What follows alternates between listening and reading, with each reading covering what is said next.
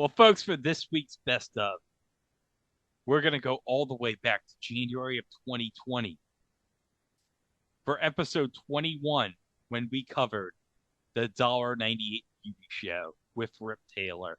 And the reason why we're covering this is it's technically the first show where I got a new mic after my crappy ass microphone that you could barely hear any audio in the first 20 episodes where I think you could hear some clicking sounds. But also, when we did the remastered series, I left out 21 and 22 because those were the first two shows I recorded with a new mic. But those were the only ones that technically don't have the introduction to the podcast. You know, the theme music. Oh, yeah, the theme music. Because we only introduced that in episode 23. So I figured, okay, episode 21, we got to put the theme music for that. And episode 22, we got to put the theme music for that. So not only is this a best of episode, it's also a remaster, question mark? Well, not really. I'm not going to fool around with the audio of this. But, hey, you get Rip Taylor, and that's great. And you get, as we love on this podcast, very cheap prizes. The cheapest. But not as cheap as guess what? I actually did some research. You know what $1.98 is worth in today money? Oh, what's it worth in 2024? $1.98 is worth a little over $9. Oh, okay. $9. So, hey, you win a beauty pageant with Rip Taylor as your host and some questionable celebrity judges, let's just say. You win a bouquet of dead flowers, a tinfoil crown, a put-together sash, and $9. You win the prize. And Rip Taylor gets to sing to you. You take the care. You won the crown at $1.98. Oh, God, that was terrible. Here's some actual, music. So. An anthology about the bad, the short-lived, and the forgotten shows and events in television history. This is It Was a Thing on TV. Punisher! Control! Tell me before I change my mind!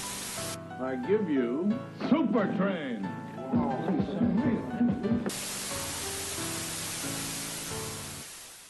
Welcome to the It Was a Thing on TV podcast, episode 21, submission 102, the $1.98 Beauty Show. It was syndicated and it aired from September of 1978 to September of 1980 for 78 episodes. From Hollywood, the glamour capital of the world, join us in a make-believe search for the most beautiful girl on earth.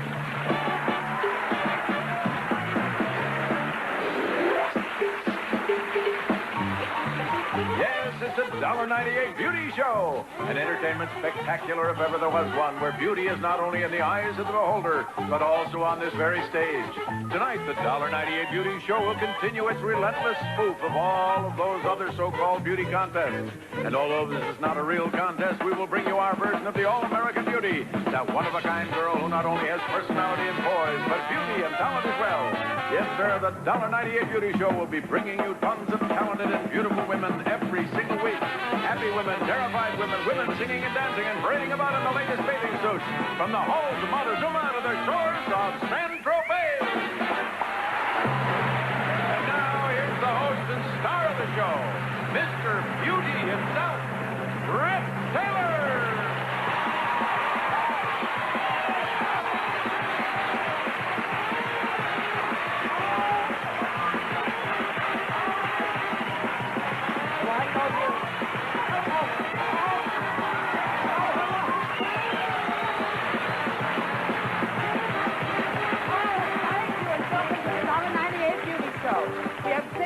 Exciting and beautiful women you've ever seen on this stage, waiting to find out which one will be this week's $1.98 beauty. One of which was a beautiful Tahitian dancer who once said, "I want everyone to see my beautiful body." We'll meet her and her competition right after this message.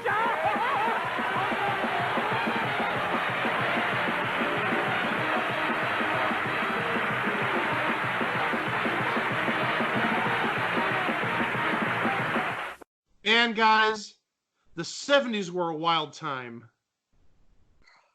Yeah.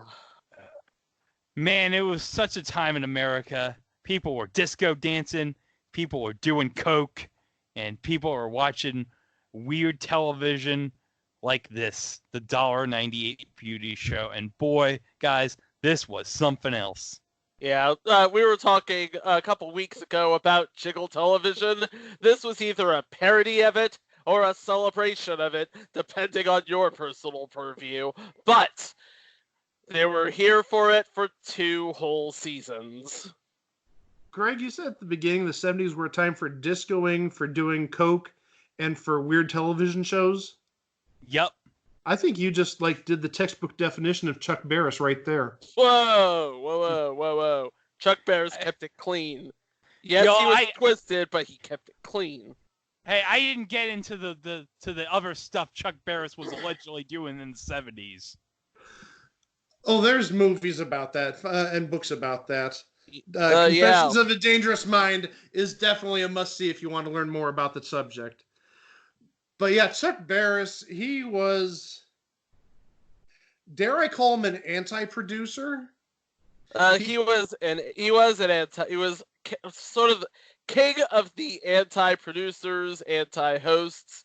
Yes, he kept on the up and up behind the scenes, but when his face was on the camera and his name was in the credits, you are almost assured of A, at the very least a good time, and B, well, that was pretty much it, because one of Chuck Barris's hallmarks is, to quote Julie Chen, expect the unexpected. I would take it a step further and add the word lunacy. If you look at the shows he did, now he produced Newlywed Game and Dating Game. He didn't create the Newlywed Game, though. That was Nicholson and Muir who did pay cards and super pay cards. How they went from Newlywed Game to super pay cards, who the hell knows? But also, he did Treasure Hunt, and he did Gong Show, which is by far his most popular show. He also did Three's a Crowd, which, spoiler, is a future entry. But also he did, spoiler, future entry, Camouflage. I'm sorry, those 2 shows are absolutely horrible. I mean, he sort of hit his apex around 77, 78, and then he just went right down the mountain. He went to Three's a Crowd and Camouflage. The new Treasure Hunt was decent, or the Treasure Hunt, the syndicated version. Treasure Hunt was awesome. Treasure Hunt was great, but he 81 sort of, Treasure Hunt. We gotta put 81 Treasure Hunt is the best.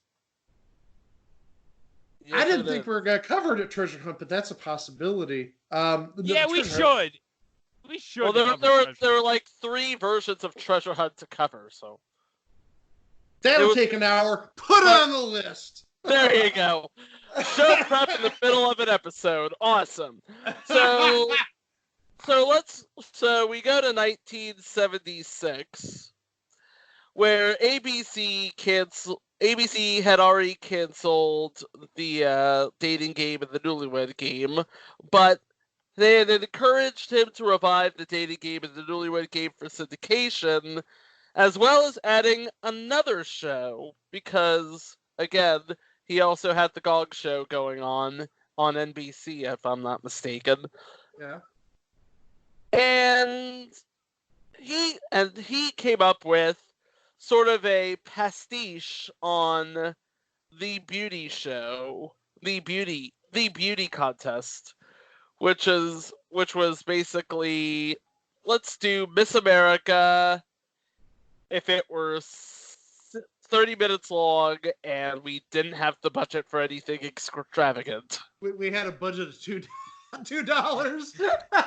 Not even $2.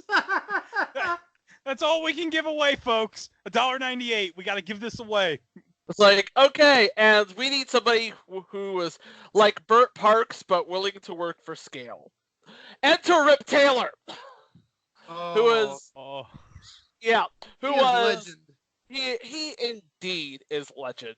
And God bless him, we lost him last year, and he is always willing to make himself the butt of every joke, and he was king of that on this show. Well, let's start with how the show actually was laid out. It was like any other talent show. You had the opening of the show, and they in the opening of the show, you had Rip Taylor come out with a bevy of beauties and a couple on his arms, and he'd walk down like the catwalk, the runway there. And once he got to the contestants, what happened? He did Rip Taylor. He pulled out a big bag of confetti and just flung it everywhere. Don't care if it gets in people's eyes or mouths. Here, you get confetti, you get confetti, you get confetti. And there was at least even one episode where the audience had confetti with them and started throwing their confetti at Rip Taylor. It's like, I got you. Mm-hmm. Yeah. It's like It's He just was giving- like confetti everywhere. I'd hate to be the janitorial staff cleaning If up. if there was any more confetti, it would have run for 6 months on Facebook. Oh, too soon. I'll tell you this: Rip gave the people what they wanted. They wanted confetti, and he gave them confetti. Dang it! Oh yes. So after the intro where Rip Taylor covered the audience in confetti and had this bevy of beauties, I mean, he must have had probably a dozen women behind him. Don't know if they're future contestants or past contestants or just hired models, but he had all these women in swimsuits behind him. And then he introduced the celebrities. We'll get to the celebrities in a little bit.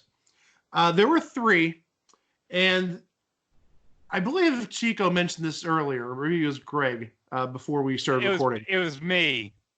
They did absolutely nothing. Yes! This is the easiest paycheck in Hollywood. If Well, I were a except they did nothing. celebrity- They chose the final winner, but other than that, they didn't say a word. They just waved at the audience. They just watched the whole proceedings going on.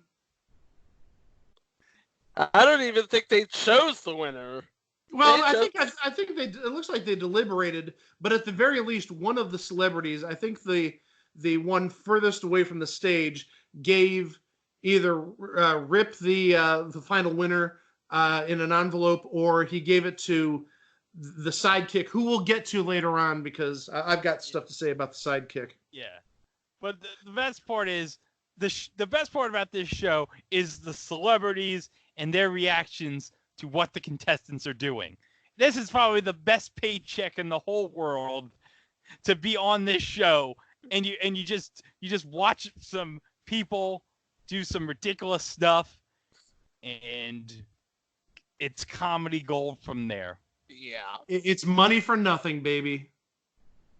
And your checks for free. So after we meet the celebrities, we have our introduction of the contestants for the night. They came down a little staircase, generally wearing like dresses, and I wouldn't even say evening dresses. It wasn't anything fancy. And you'd hear Johnny Jacobs, the announcer, saying, "Here's contestant 1, Jan Smith from, Poughkeepsie, New York."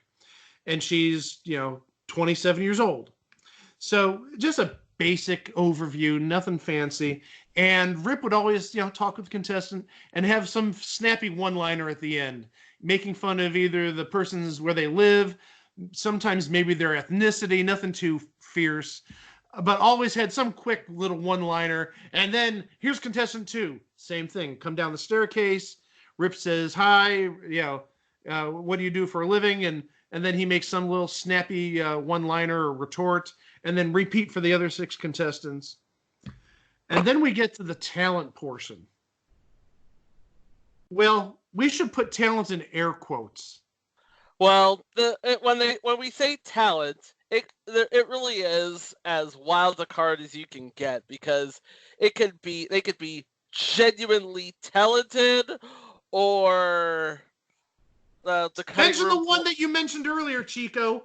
Okay. Oh, okay. So on one of the episodes that's on YouTube, we have lovely Rita from Belize, then British Honduras. Her talent was balancing 2 champagne glasses on her boobs.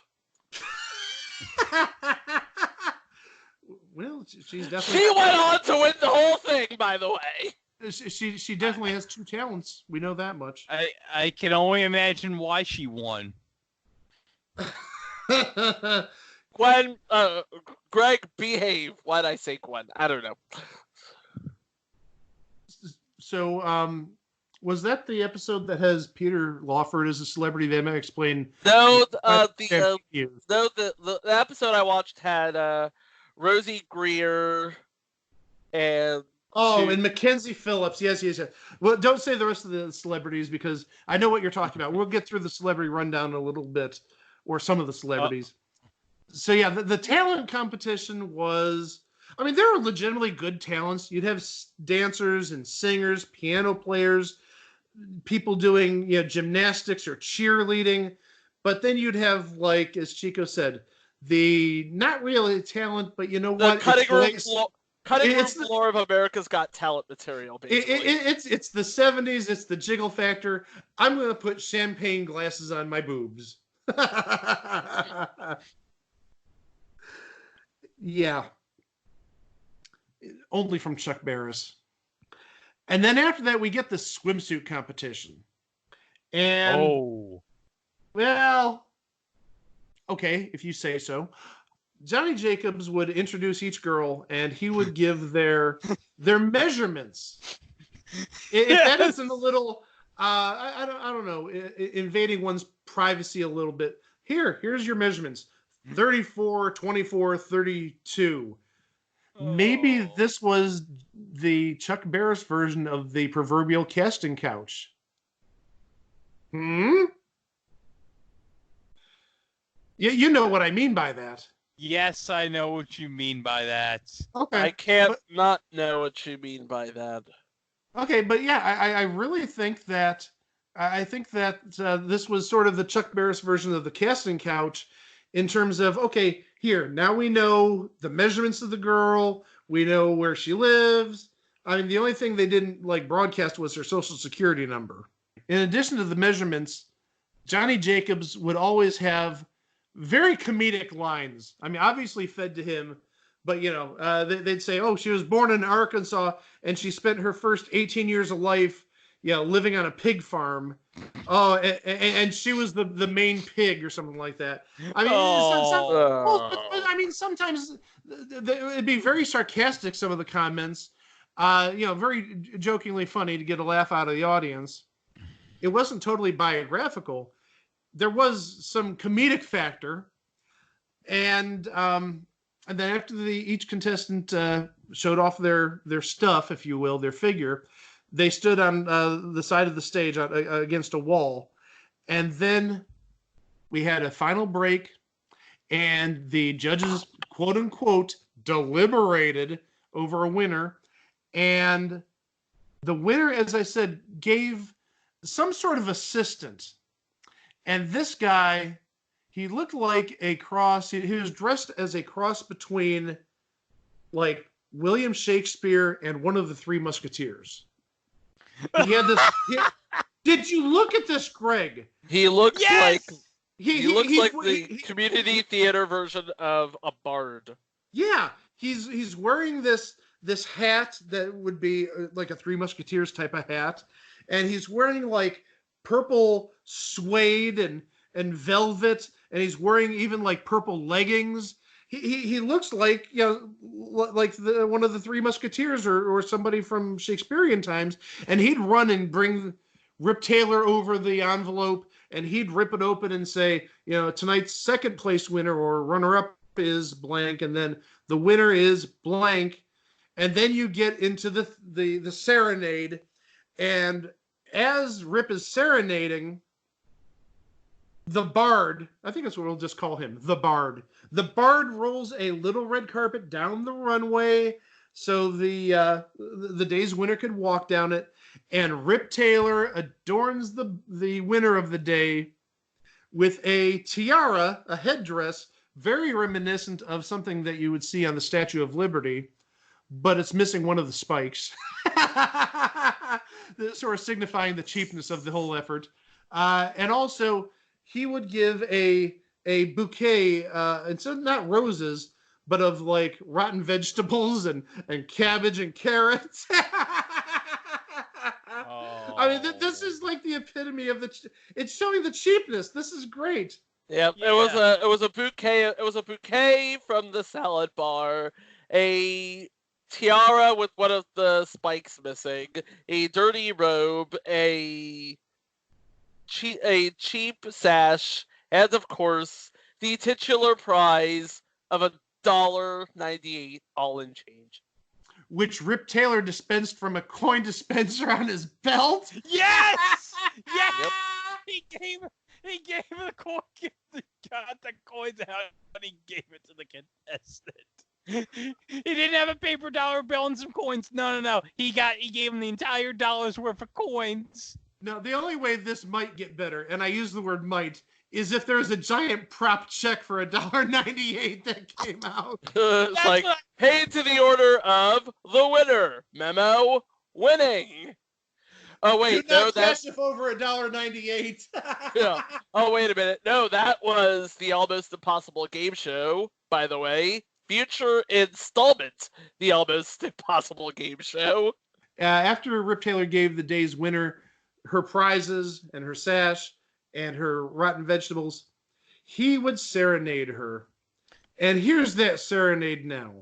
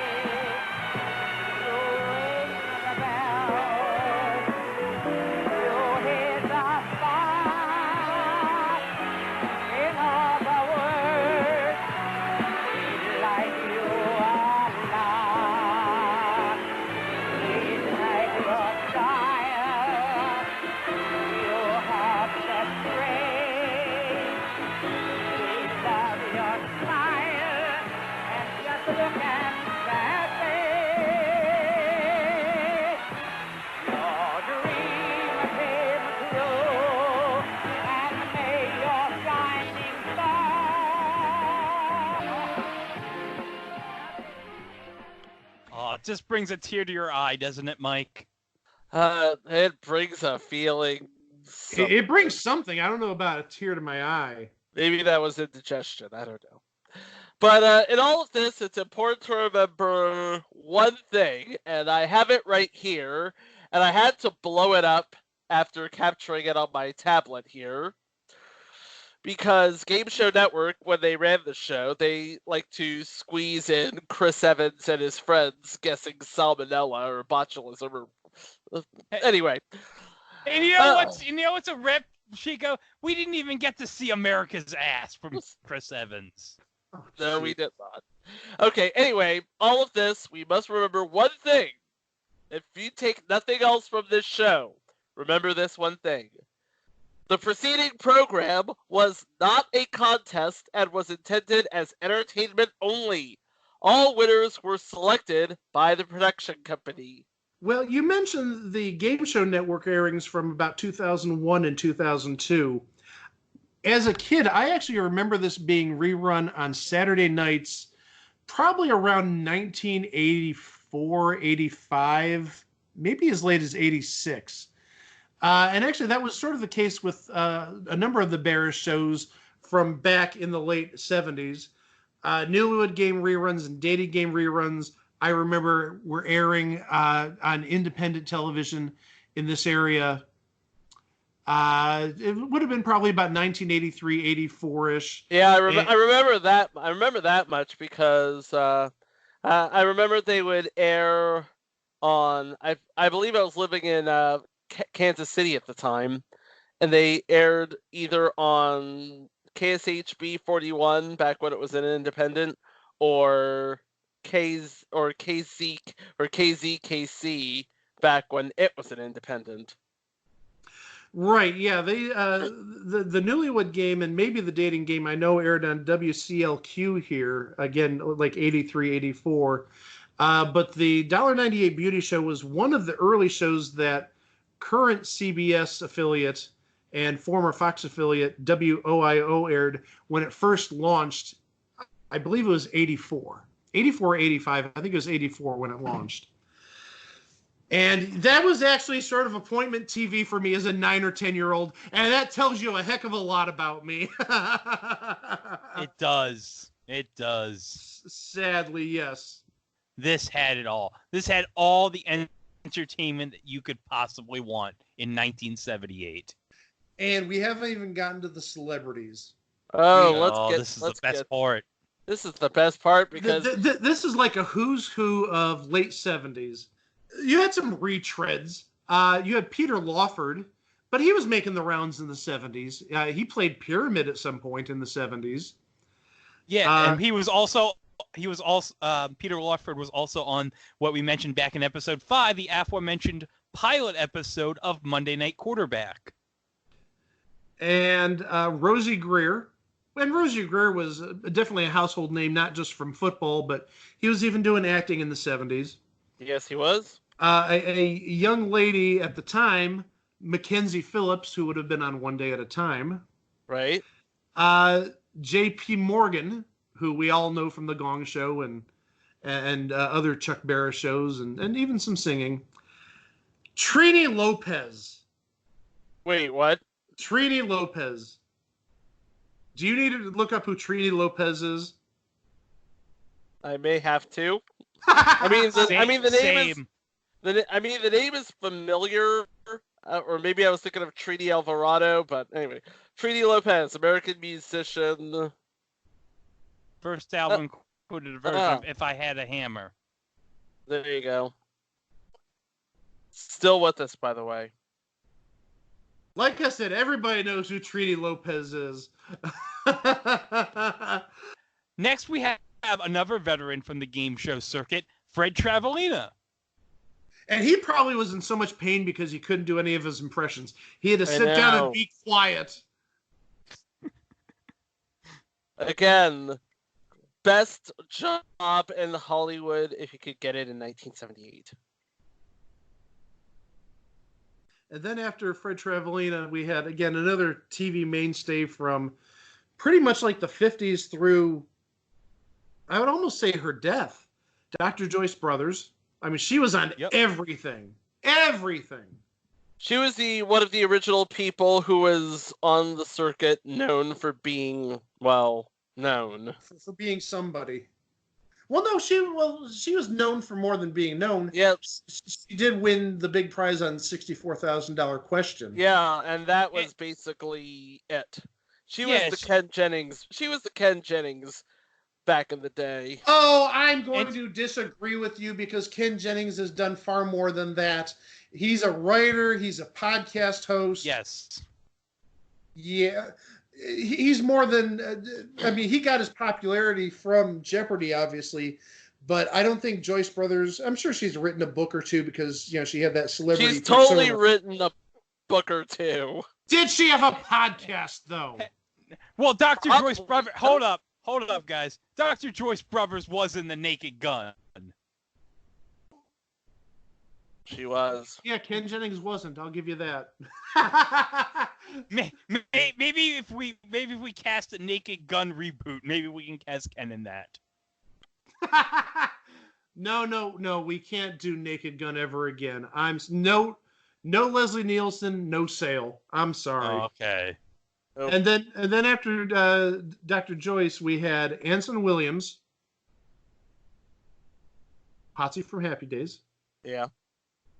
And Mabel King, who was the mother on What's Happening, I believe. You are correct, sir. Okay, I won't double check that, but so yeah, that was what Mabel King was known for. Next we have, another act perfect for this show. We have Wayland Flowers and Madam. Who was another fixture from the late 70s and early 80s. Oh, hey, they have their own show, Madam. I don't know if it's a submission, but it should be. As Greg goes through the submission list to see if it's already in there. I never put that in there, so we might as well put it Yeah, Well, Madam. how many other chances are we going to talk about Waylon Flowers and Madam? The final Hollywood Squares, I believe. Yeah. Oh, yeah, because they were in the center square. Yes.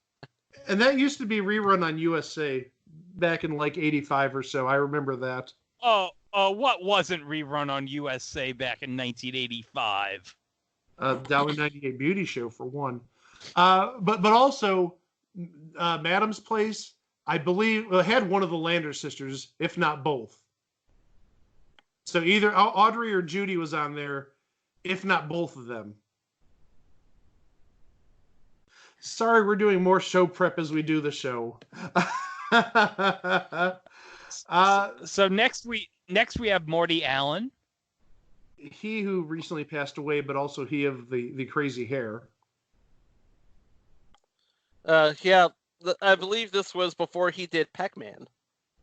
Oh, absolutely. I mean, Pac-Man would have been like 83, and this was 78 to 80. So definitely before Pac-Man. Jamie Farr. Yeah, from MASH. Yep. And every other game show in the 70s and 80s. And a pilot of many a show, but never getting on air. Outside of that one wordplay episode, or that 1 week. And speaking of game shows... we have Chuck Lorre on this as a panelist here on the $1.98 Beauty Show. Because at this time, Chuck would have been hosting Wheel of Fortune. Yes, he was. And then after that, we have Louis Nye, not the science guy. No, he's another Nye. And we have another Chuck Barris favorite, the unknown comic, Murray Langston. Man, it's got to be very tough, with those facials, because all you could see with Unknown Comic is that dang paper bag. But the paper bag fits the $1.98 motif. Think about it. Oh, it does. And it makes his job that much easier. Yeah, because then we don't have to see what he really thinks about these crappy performances. Exactly. Maybe we do. He just writes it on his bag. How can he write on that bag? I don't know. He's got other talents, doesn't he? Speaking of talents, oh boy, Steve Garvey. Oh, I know why he's on this show. No. Oh, we're gonna step right into this one, there, Chico. Why is he on the show, Greg? Why is he on the show, Greg? Because he had sex with a lot of women.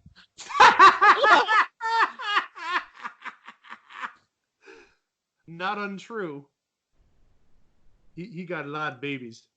And then I'm going to wrap up with 3 celebrities that I purposely saved for last because one of them he's sort of a celebrity, and the other 2 are like, what hole did you drag these folks out of? The first one is Dorothy Lamour. Dorothy Lamour was in the Road films with Bing Crosby and Bob Hope back in the 40s and 50s. So, I mean, I'm not discrediting her. She's obviously a very popular actress, but it's like a name that I really wouldn't expect to see on a game show in 1978 is Dorothy Lamour. We also had Patty Andrews from the Andrews Sisters, and really, unless there was a disco version of Boogie Woogie Bugle Boy from Company B in the 70s, that's like going back a generation and a half, almost 2 generations for heaven's sakes. That because Boogie Woogie Bugle Boy was World War II, like 41. So yeah, let's get somebody on here who's popular for a song for the boys fighting overseas back in the early 40s, 40 years ago, almost 40 years ago at that point. And then this one puzzled me, but after thinking about it, he is a semi-celebrity, if you will. Roger Owens, and you're probably saying, who is Roger Owens? Who is Roger Owens? Who is Roger Owens? Why, I'm glad you asked. He's the Peanut Man at Dodger Stadium. He's been on Johnny Carson. He's been serving peanuts at Dodger Stadium now for 60 years. He's the one that is like really accurate and does like the trick throws behind the back and through the legs and all that. He was a judge on the $1.98 beauty show. And also, when he was shown, when Rip Taylor announced him, what did he do? He threw a bag of peanuts in the audience. Bravo, that is terrific. He's living up to his name. He's the Peanut Man. So yeah, easiest gig in Hollywood. If you were somebody who needed a paycheck, even if you were a peanut vendor at Dodger Stadium, you were on the $1.98 beauty show. The $1.98 beauty show, though, did give us some celebrities. Not immediate celebrities, but still celebrities in their own right. Probably the most famous one is Sandra Bernhardt. Yes. She of the Gap Teeth and the Roseanne Show. She was on the $1.98 beauty show. We also had Teresa Ganzel, a very popular name in TV, one of the best pyramid players there ever was. And she was on the Carson Show, on the Tonight Show. She was Art Fern's sidekick for the Tea Time movies. She was the Tea Time movie girl after Carol Wayne. And she was also on future entry, The Duck Factory. And we also forgot she was on the Duck Factory. I she was forgot on the she Duck was on the Duck Factory. Factory. Yeah. Wow. Yeah. And Wow. also, right. And also we had Rhonda Shear, who was known for one thing, really. People of a certain age would know who she is. People older than probably about, gosh, I would hope about 30 or so, 35. Because if you were 35 now and you saw this back in the 90s, you were a bad person. No, no, it's just inappropriate for people that young. But she was, well, I'll let Rhonda say it. USA, up all night. All night. And that, I think, is sadly That's like where the they only thing showed she's known the for. adult stuff.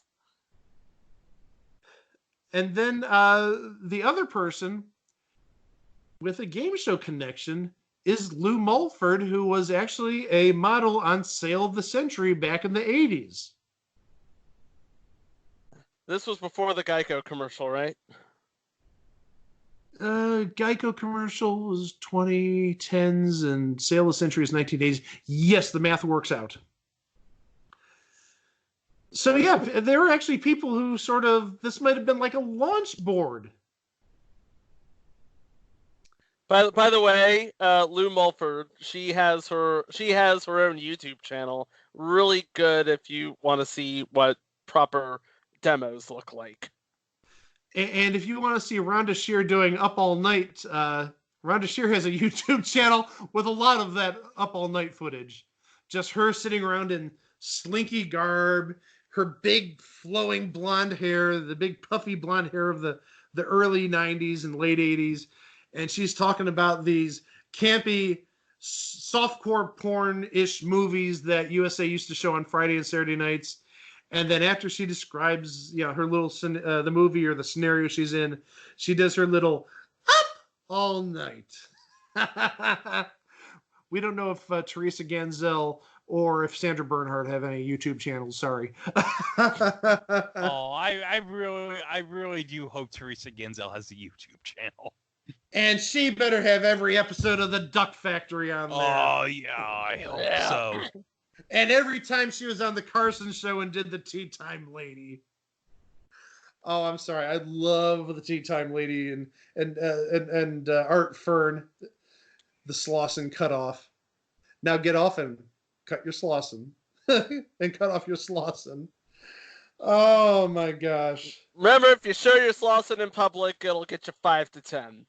And if it's long, maybe you'll get 15 to 20. No. And one thing I want to mention before we close out the show, there was actually an episode of the $1.98 Beauty Show which had 7 contestants. And this 7 contestants? 7? This is clearly staged. Because what happened is it was whittled down to 6. What happened is one of the contestants was doing some sort of act, singing or dancing or something in that realm. Uh-huh. And she was wearing essentially like a wedding gown, kind of mixed with like lingerie. So she was Right. sort of like, so it wasn't a full wedding gown with the full train. It was more like lingerie that looked like a wedding gown in terms of being white. And I think she had even like the veil and the headdress on.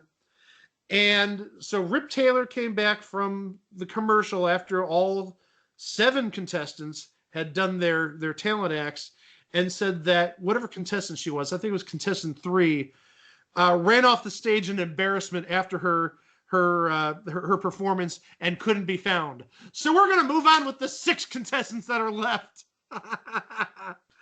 So yeah, that's actually on YouTube. An episode that started with 7 contestants and then mysteriously one of the contestants ran away out of the stage in embarrassment. Oh my god.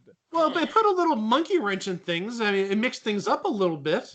Oh yeah. Oh, you want to talk about interesting little monkey wrenches? Tell them about the guy in drag they had that one time.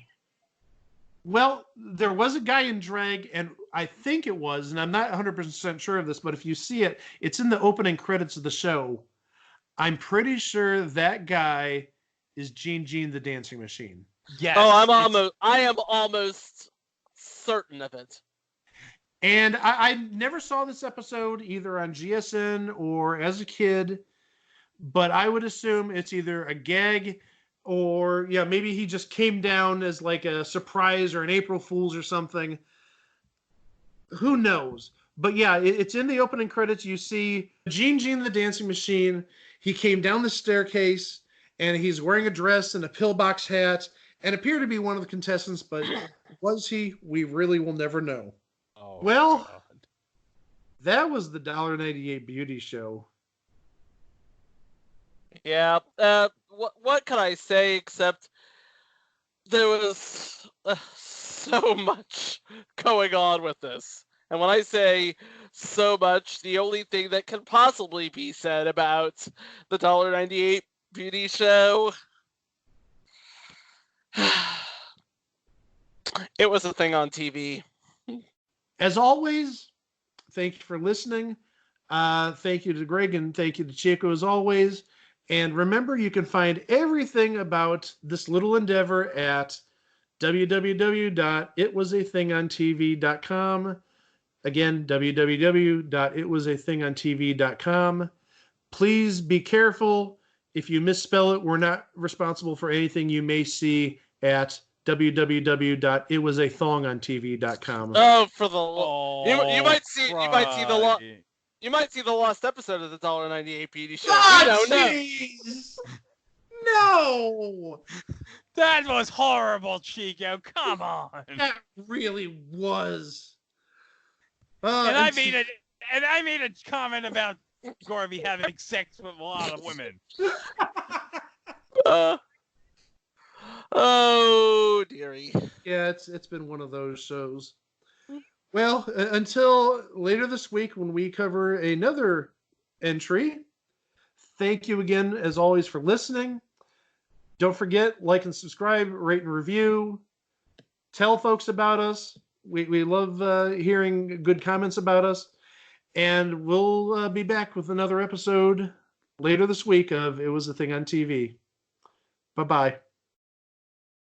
You win the prize, you take the cake, you get the crown and $1.98.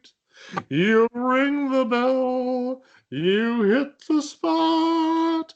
In other words, we like what you've got. We like your style. You have such grace. We love your smile. And just look at that face. Your dream came true. And may your shining star stay with you, whatever you do, wherever you are. Now give me my rotten vegetables and my $1.98 in change. Sing it, Scooby! Bravo.